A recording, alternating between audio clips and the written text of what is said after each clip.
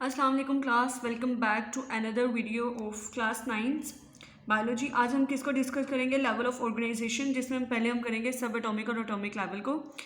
इसमें हम करेंगे कि क्या पढ़ेंगे कि जो एलिमेंट्स है ना वो किससे बना होता है? मैटर से। मैटर क्या होता है?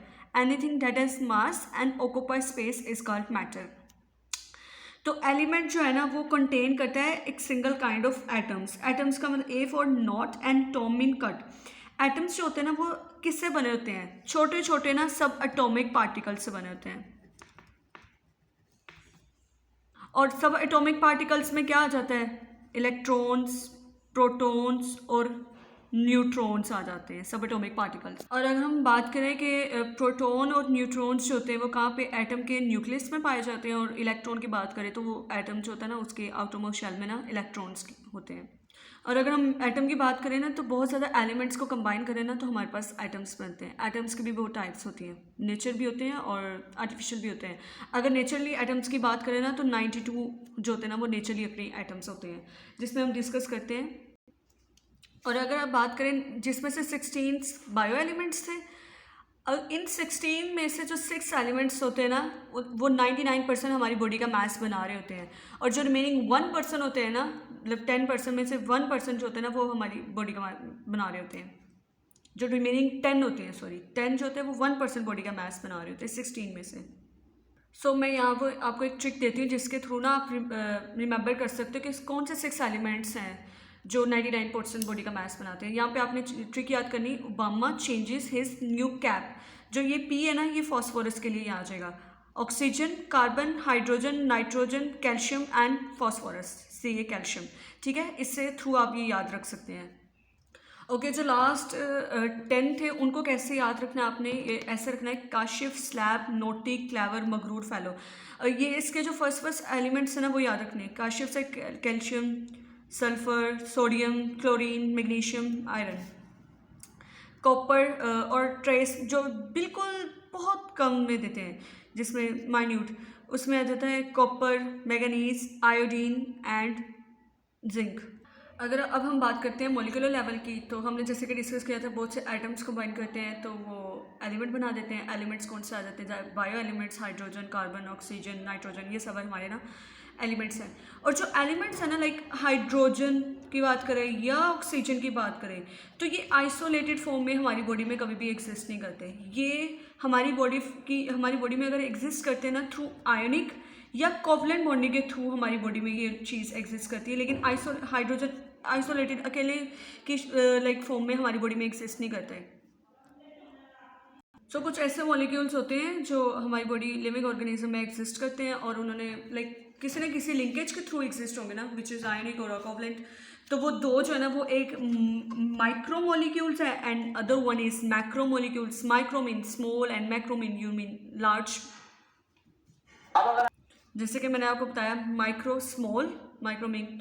और इसमें हमारे पास एग्जांपल आ जाती है वाटर, कार्बन डाइऑक्साइड, ग्लूकोज जिसका फॉर्मूला है C6H12 और 6 वाटर का फॉर्मूला है H2O और ये कार्बन डाइऑक्साइड का।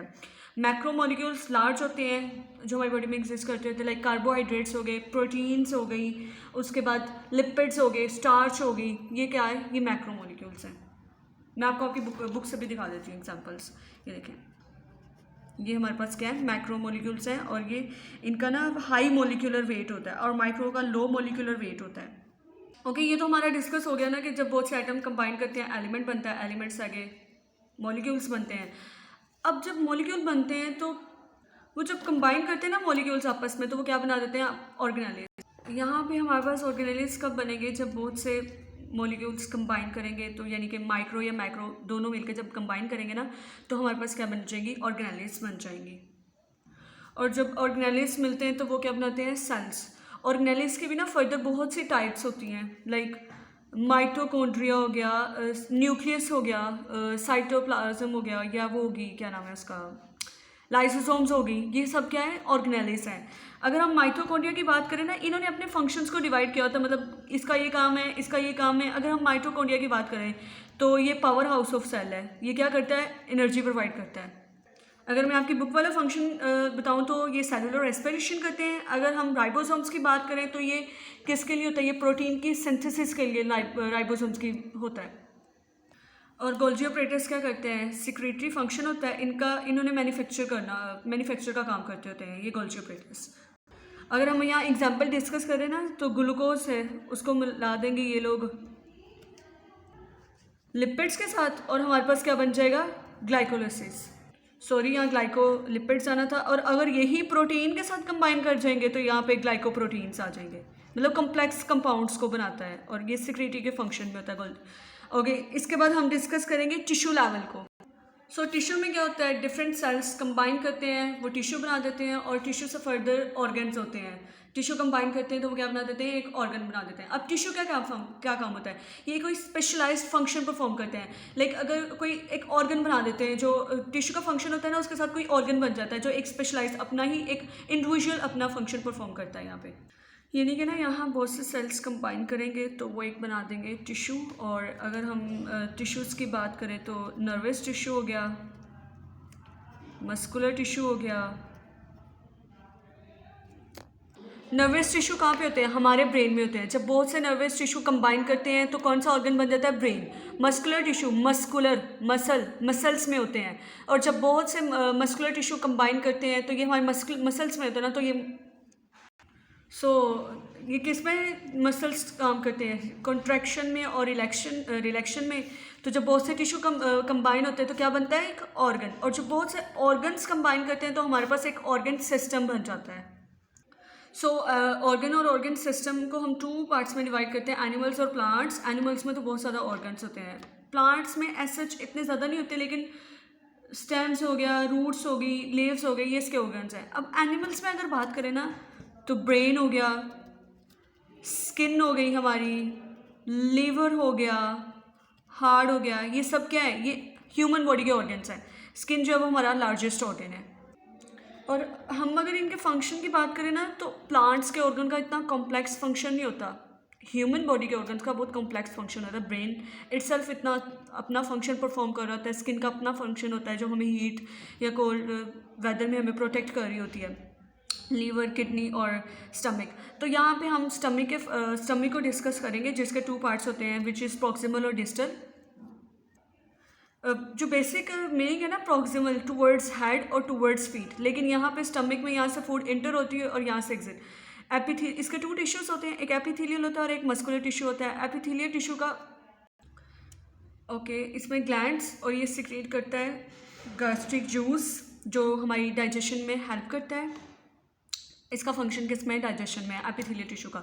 और अगर हम मस्कुलर टिश्यू की बात करें, और ये सारा प्रोसीजर कौन कर रहा है, मस्कुलर टिश्यू। ग्राइंडिंग करेंगे, च्यूइंग करेंगे, उसको मतलब डाइजेशन में हेल्प करेंगे ये मस्कुलर टिश्यूज, ताकि जो हमारी फूड है वो डाइजेस्ट हो जाए। तो ये सारा फंक्शन होता है इनका। हार्ट जो है हमारा, अगर हम उसके फंक्शन की बात करें तो वो क्या करता है, ब्लड सर्कुलेशन को कंट्रोल कर रहा होता है। और डिफरेंट ऑर्गन्स का ना डिफरेंट फंक्शन है यहाँ पे।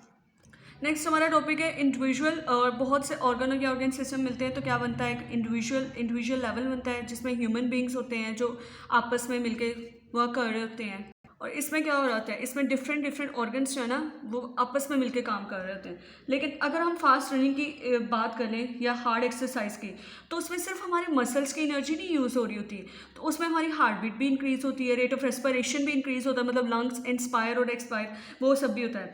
तो इसमें ये, और हमें ज़्यादा हमारी ऑक्सीजन की नीड होती है, और हमारी जो बॉडी होती है ना वो कॉन्टीन्यूसली वर्क कर रही होती है, और मसल्स भी चाहिए, फूड को जो मसल्स है उनको फूड भी चाहिए होती है। तो ये इंडिविजुअल लेवल था जिसमें ऑर्गन्स और ऑर्गन सिस्टम्स मिलके क्या बनाते हैं, इंडिविजुअल।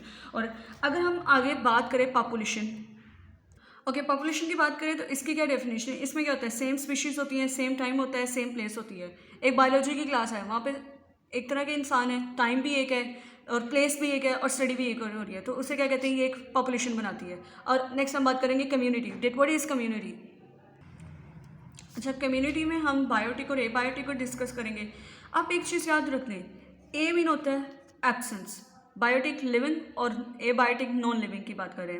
बायोटिक फैक्टर्स में अगर हम डिस्कस करें, जैसे फिशेस होती हैं, ह्यूमन बींग्स होते हैं, या कोई भी लिविंग ऑर्गेनिज्म होती है, उसके साथ कोई नॉन लिविंग चीज़ भी तो रह रही होती है ना।